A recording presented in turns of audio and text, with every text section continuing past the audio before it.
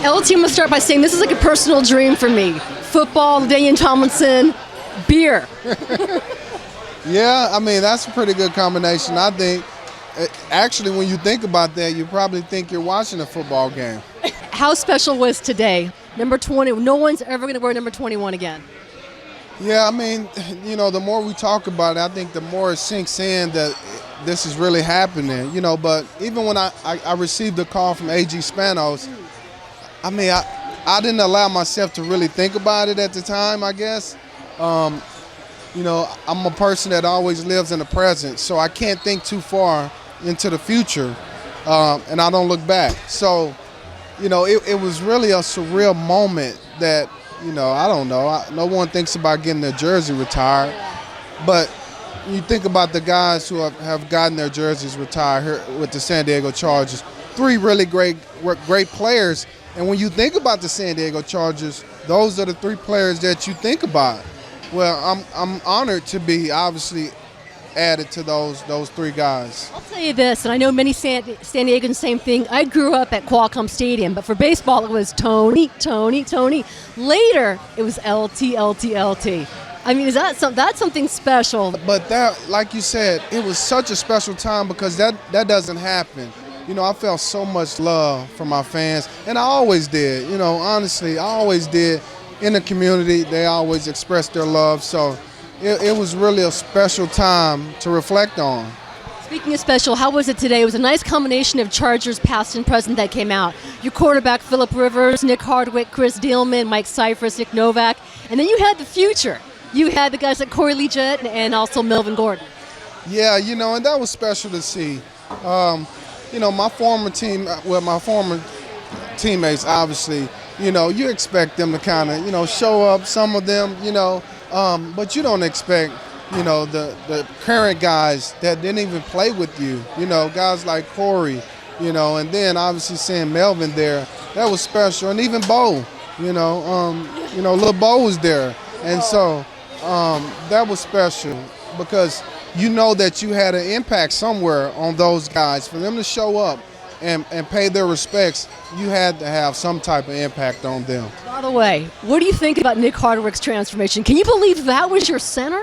Wow. I cannot believe it.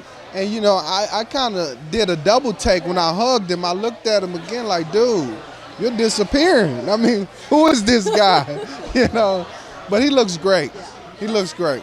You've talked about one of the biggest lessons you learned from Junior Seau was giving back. You're here right now at OG's with your Touching Lives Foundation. Can you tell me about this? This is a very cool event. This is like a beer dinner. Yes. You're a beer guy now. Yes, I am. I enjoy, tasting different beers.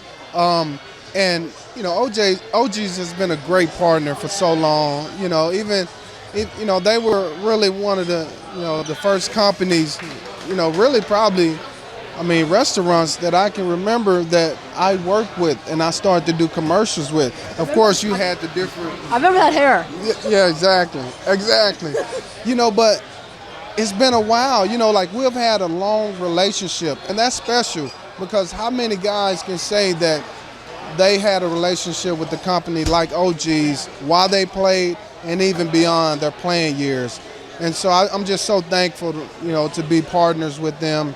And we're doing something really special, obviously, that's going to benefit the Tomlinson's Touching Lives Foundation. But the money is going to stay in this community, and that's what's so special. One more thing now. In a couple months from now, one of your dear friends, buddy, Junior Seau, into the Hall of Fame. If you will, give me maybe one of your favorite Junior Seau memories. Oh, man, well, I have so many memories.